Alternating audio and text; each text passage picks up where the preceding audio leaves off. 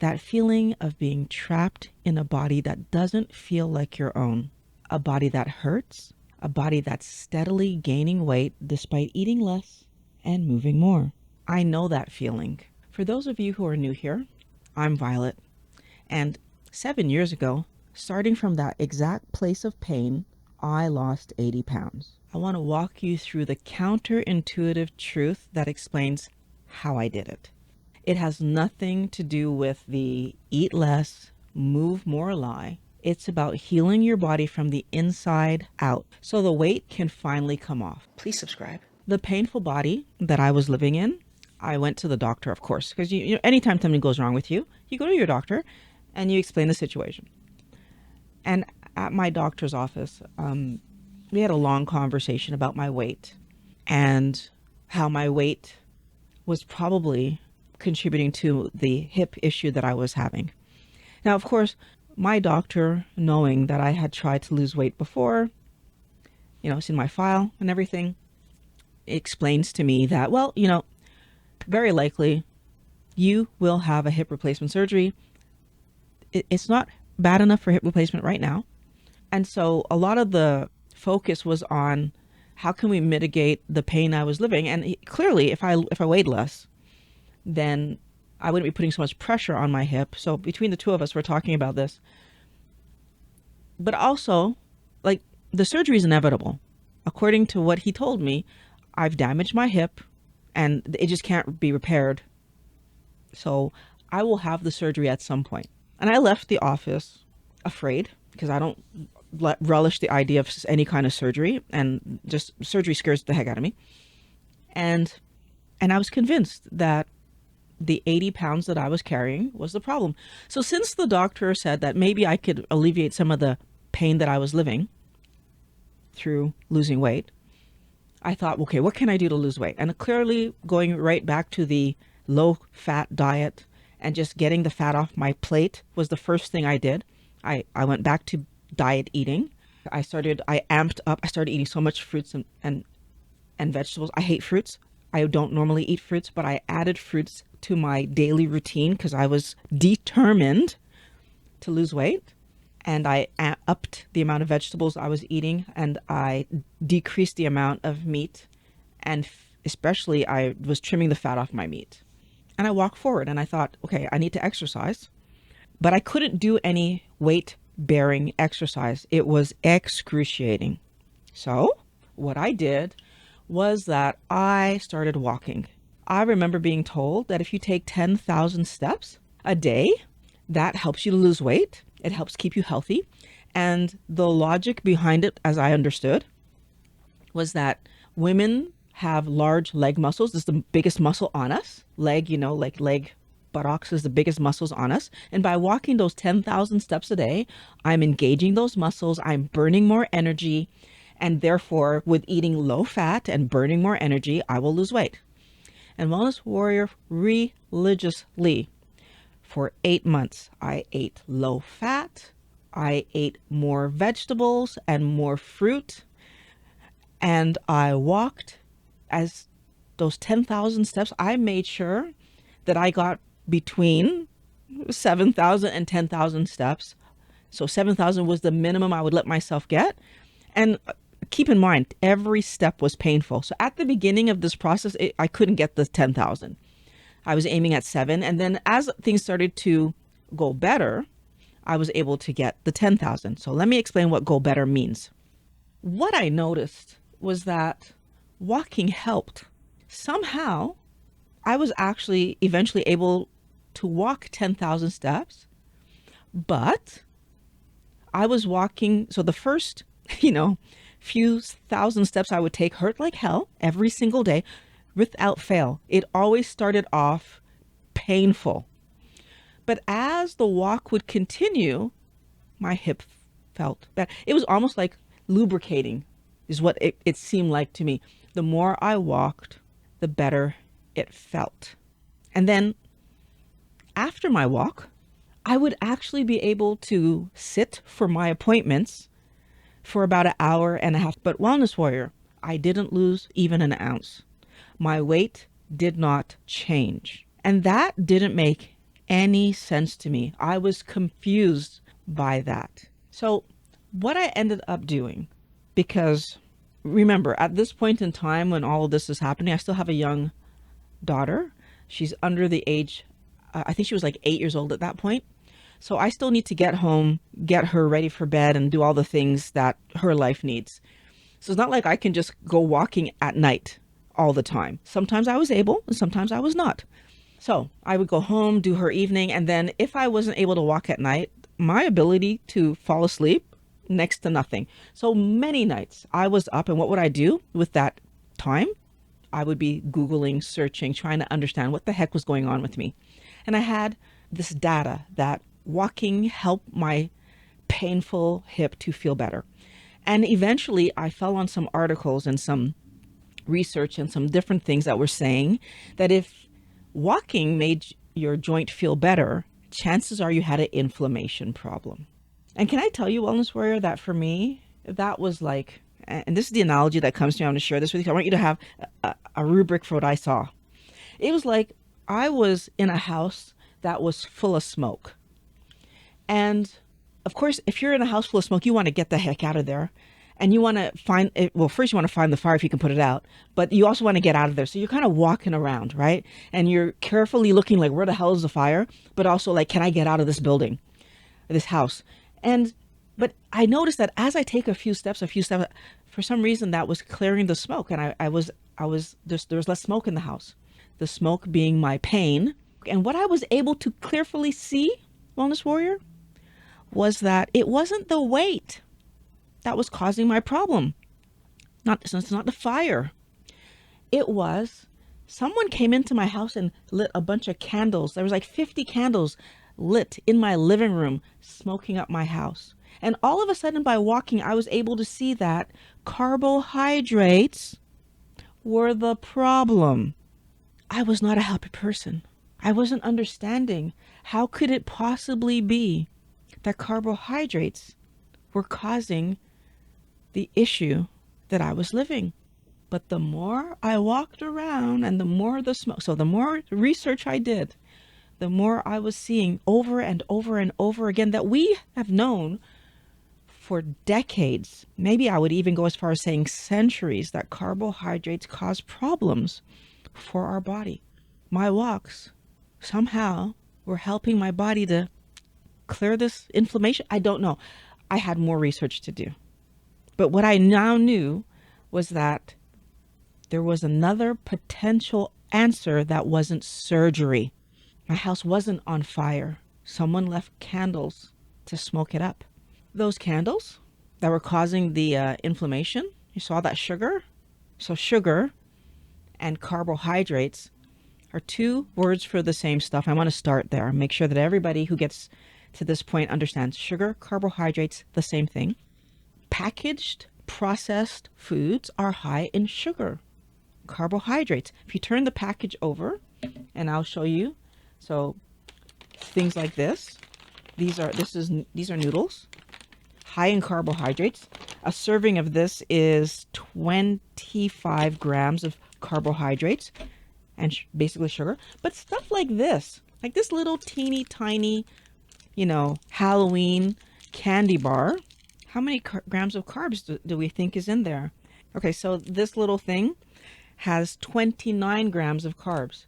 Basically a serving size of pasta.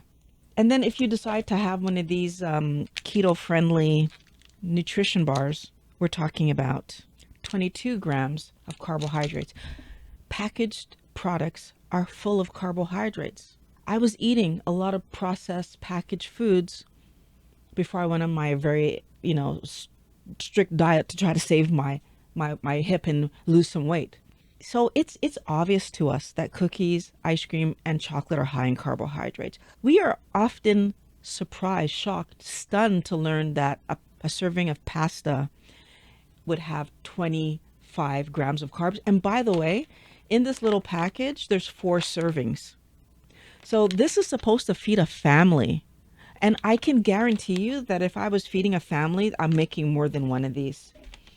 This is part of the problem that we live today, that the nut flours and the pastas and all the things that they tell us are healthy are causing inflammation in our bodies, but they're also causing other problems.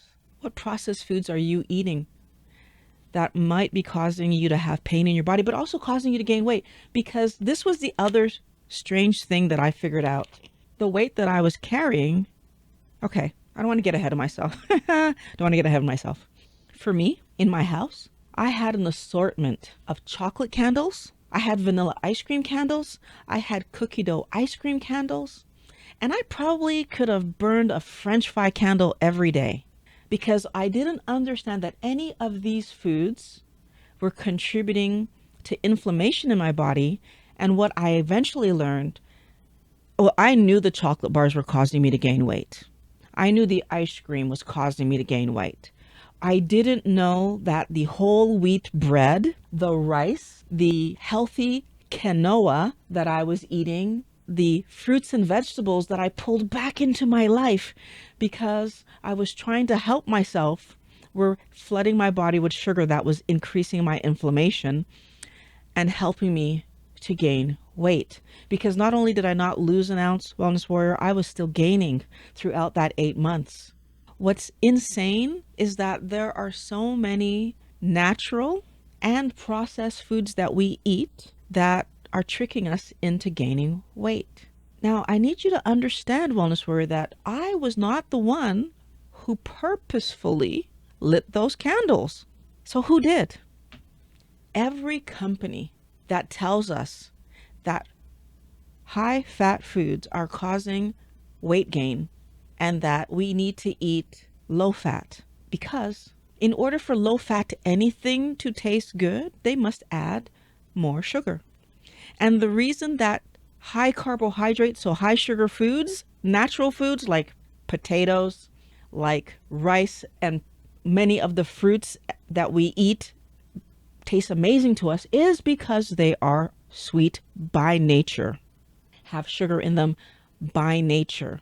The truth is that the problem that I was living, it was not understanding that when back in the day, my doctor told me that I needed to cut down the sugar so that I could lose weight and avoid future health problems. What I didn't understand is that part of the sugar they were talking about was the grains, were the processed foods that we are told are healthy. Food companies have all kind of health claims on this hyper-inflammatory foods that make us think that eating Cheerios for breakfast is better than eating eggs and steak. And this sets us up to fail. I was set up to fail. When I tried to stop eating all the carbohydrates, so I did my research, I found out that it's the sugar. And I said, okay, I have to take the sugar out.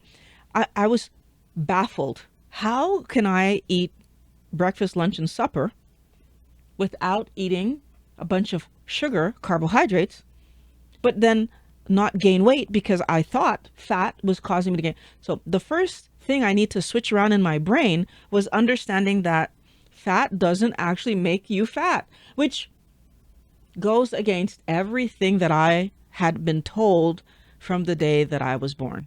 And then I needed to understand, well, if rice, pasta, and potatoes are high in sugar, carbohydrates, causing the hip problems that I'm having, causing the all of my joints hurt me problem that I was having, how would I make a meal? So I did a lot of research because I learned this information in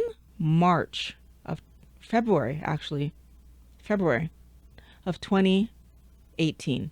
So my problems with my hip started 8 months earlier, the summer before.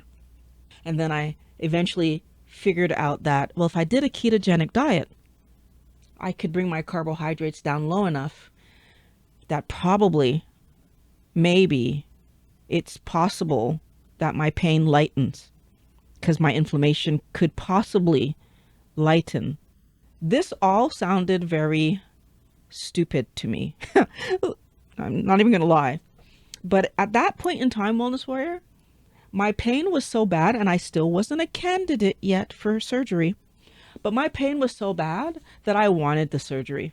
I went from being scared as hell to I wanted the surgery. I was willing to do anything to get my pain to go away. It took me until April to read as much information on keto that I possibly could read so that I was relatively sure that what I was being told was reality. If I do this, there's a bigger chance that I heal my hip. Now, I will be honest with you, on top of the stuff that said keto is absolutely safe and there's no problems to do it, I had also read a bunch of stuff that said keto will cause you to have heart failure and all kinds of other things. This is letting you know how much pain I was in. At that moment in time, I didn't care about the heart potential problems 10 years from now. My hip was hurting now. So I started a keto diet. The 18th, no, the 20th of April, 2018, I started keto. Now, I had no clue how to do keto. And so I just removed as much carbohydrate from my life as I possibly could. I knew that rice, potatoes, pasta had to go. I knew I needed to eat low sugar vegetables. So I did a quick Google search, and anything that had anywhere close to the amount of carbohydrate that rice, potatoes, pasta had was off the list. And then I started to, because I knew I had to aim at 20 grams of carbohydrates, I found a doctor online. I believe the doctor was Berg, because Dr. Berg, Dr. Fung, and Dr. Westman were the first three doctors that I found. And I actually believe it was Dr. Westman that said the 20 grams. And he was the first person I found. And I was just aiming at what he said. 20 grams, low glycemic vegetables, and you're allowed to eat meat with the fat. And that's what I was doing. I today know that I didn't get into keto range that first week or so. But what I also learned along this journey that I was unaware of was that the extreme amount of carbohydrates that I was eating prior to attempting this keto diet was impacting my hormones. It was impacting my brain. It had my electrolytes all out of balance. There was so much happening in my body because I was eating too much sugar that, of course, my body was struggling. Now, how did I find this out? When I dropped my carbohydrates down from 450 grams of carbs, which, because again, I didn't believe them when they told me that carbohydrates were causing my problem and that I was overeating them. And so the first thing I did was started to track what I was eating to see how much carbohydrate was I eating in a day, to learn that I was eating between 350 to 450 grams of carbohydrates every single day. So because I bake, I know that that's a pound of sugar a day. 454 grams is a pound. And I was disgusted to see that. Where were these carbohydrates coming from? It was coming from the pasta, it was coming from the rice, it was coming from the healthy foods. When I added fruits and vegetables back into my diet, they were bringing me carbohydrates, which in reality meant that I was eating even more than that when I was trying to be healthy. So when I removed, 300-ish grams of carbs, because I was able to get myself down to between 70 and 100 grams of carbs when I first tried to do this healthier way of eating to heal my hip. Oh my God, did my life turn upside down. My head hurt. Like I had a headache after about 3 days of doing the diet. So it wasn't immediate. 3 days in, I had a headache. I was ravenous. I was so hungry. I was nauseous. I felt like I had been hit by a truck. My body hurt. I thought I was living a nightmare, and I didn't understand. Because with the amount that I was eating, I didn't know why I felt hungry. I didn't feel right. But the good news for me is that with the work that I do, I did see something very clearly so in the middle of day 2 of feeling this way. I was living withdrawal because I've had to deal with people who did rehab because of the work I do. And I understood that these were I remembered, I shouldn't say, not understood, I remembered that these were the things they would complain to me about. Luckily that I did remember, and I kept pushing through. And Wellness Warrior, one of the biggest signs for me that I was living withdrawal, when I would talk to these people, one of the things that they would tell me is the ridiculous things they would do. For example, to find something to drink that would give them a buzz, they might drink mouthwash because, there's alcohol in mouthwash. I was desperately wanting to eat fruit. Yeah, the stuff I hate, I wanted to eat it. I wanted to eat it because as I started to understand when I saw that, no, this is weird for me, and recognize that I was jonesing, Wellness Warrior. I was in a bad situation. My body was trying to push me out to get the sugar rush, the sugar fix, the sugar that it was looking for. I was in withdrawal. I honestly felt like I was going crazy. Luckily, like I said, I stuck with it. And after about 3 days of this, because it took 3 days, like after the third day, the next day I woke up and I felt better. I was fine. Wellness Warrior, that experience, living withdrawal, solidified for me that what I was reading in all the stuff I read for that 2-ish months that I was getting research and trying to understand, could I really be living an inflammation problem? It solidified for me that there's something here. Most people who try to do keto but are not aware that this call that's happening, this compulsion that they have to go and eat the thing that they're trying not to eat, is happening because of withdrawal, end up eating the thing. And I'm saying this to you, Wellness Warrior, today because I want you to understand why that happens to you. You're not weak. You're not lazy. You're not wanting to give up on yourself. You're struggling with sugar, carbohydrate addiction. So that addictive reaction that I had allowed me to close the door on the standard American diet forever. And by closing the door on the standard American diet, I was able to put down the ice cream and the cookies and all the foolishness that I had been eating. So basically I threw the candles away and there was no more smoke in my house. So what happens? It took me, 3 days before my withdrawal started, 3 days later, which would be 6 days, and then I was over it. And then for the next 8 days, I just focused all of my attention to eating only healthy food. The meat and low glycemic vegetables that I had chosen, I ate them on repeat. And something very interesting happened at the 2-week mark for me. And the only reason I remember that it happened at the 2-week mark is because it was notable to me. Something that I had never done before. I was cleaning up my kitchen and my daughter had gotten a gift of a chocolate bar from a family member. My daughter at the time being, at that point she was 9, so being 9 years old, she didn't care much about junk food because, long story short, I had limited the amount of junk she was allowed to eat growing up. And so she took the chocolate bar. She was happy about it. She put it on the counter. She'll eat it at some point. So I'm cleaning the kitchen. I moved the chocolate bar to clean the kitchen. And then I put her chocolate bar back where it was. And I'm going about my day. And about an hour later, I go back to the kitchen and I see the chocolate bar and it hit me like a slap in the face.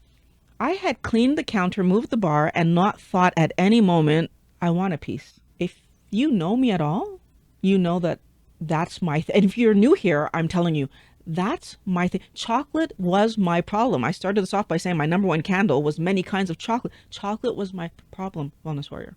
And I didn't think I want a piece. That was huge. And it helped me to understand that I had actually overcome my addiction. Then the next thing, the first, what I will call victory, because I wasn't trying to overcome my addiction. So the thing that I was actually trying to fix after just 3 months of doing a keto diet, I was pain-free.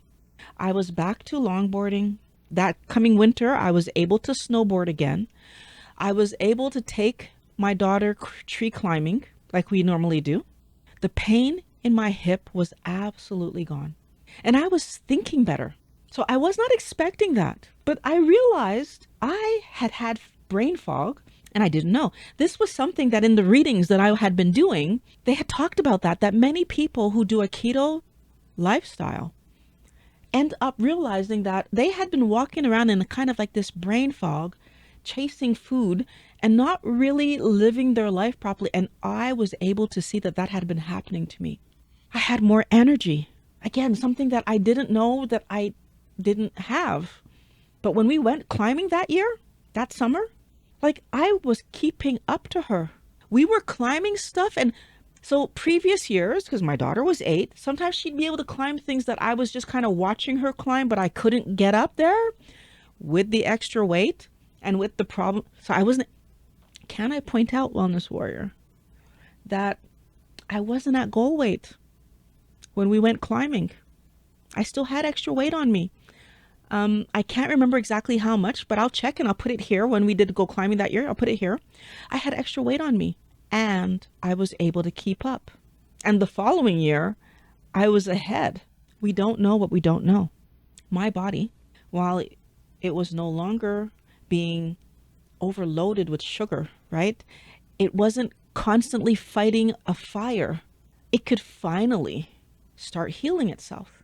And so the next thing that I want to point out, my second victory in that same period of time, after just 5 months of eating a keto diet, I actually was no longer 80 pounds overweight.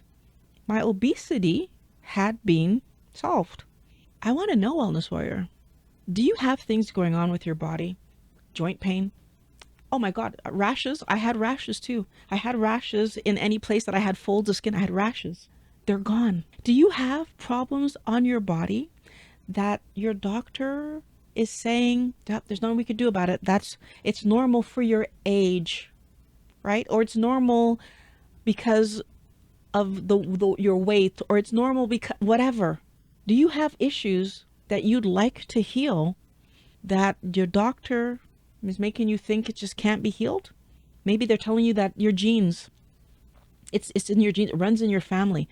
What else runs in our family, Wellness Warrior, is the way that we eat, the things we put on our plate, those holiday traditions that we do, those Sunday meals that we make, the way that we bread our meats or flour our meats, depending on what culture you come from, the amount of rice or potatoes or pasta you put on your plate. They also run in families. Please let me know down below if there's something that you're struggling with that you're wondering now, could food be causing the problem? Because I definitely wish I would have known that eating chocolate and ice cream and French fries were causing my rashes. Because I'll let you know, Wellness Warrior, in Canada, in Montreal especially, well, I don't know if it's especially, but where I live, we have a lot of restaurants that are devoted to poutine. Yeah, there's Poutineville, and there's another place called, they're devoted to making poutine. Poutine is a French fry-based meal. Then we have another restaurant that I used to go to when I worked downtown that was devoted to baked potatoes. These are high carbohydrate meals with just the smallest amount of meat on them if you choose, because you can get them without meat, causing our bodies to struggle. Those damn candles that are making you think that your house is on fire, when in fact, companies have sneakily gotten us to light candles in our homes. Candles that are ruining your health and basically ruining your life. And it is time that we blow out these candles and declare our own health as the most important thing. Let me know in the comments what candle you're going to blow out first. We need to help each other by holding each other accountable. You write it down there, other people see it, and you can come back in a few weeks and say, hey, I blew out the candle. I'm really grateful to all of the Wellness Warriors who support me. Some of them financially by becoming channel supporters. There are links in the description where you can join and become a channel supporter so I can make more videos. But all of you guys emotionally by answering in the comments, by reaching out in the comments and letting me know what are you doing, because talking to you keeps me on track. And I want you guys talking to each other because that will help keep you on track. That's also why I have the community, which I encourage you to get involved right now. $5 only gets you into my community where you can talk to me twice a month and talk to each other every day. It's a small investment on your bigger health wellness warrior because you get to ask me questions about how to apply this stuff where I can answer you in detail. And when we have our meetings in person, live video, you can ask me questions. I went from limping, I was struggling to step up on a curb, back to riding my longboard, climbing with my daughter, and living my life again. I got my life back because I was able to focus my energy on healing my body. I lost 80 pounds, not even trying. And I've kept the weight off, Wellness Warrior. Do you know how many times I tried to lose weight and just put it back on over and over? And I finally lost the weight and kept it off. 7 years. It will be 8 years this coming April. Well, this coming September, I guess technically, from the date that I lost it. But this coming April, I will be 8 years that I haven't had chocolate or junk food. The real freedom, Wellness Warrior, the deepest peace comes from knowing the trick. I can see their attempts everywhere. When they're trying to get me to light a new candle, I see it.